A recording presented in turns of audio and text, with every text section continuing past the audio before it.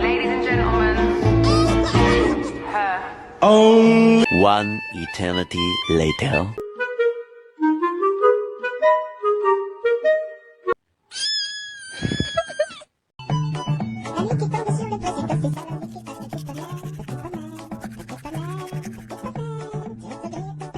One eternity later.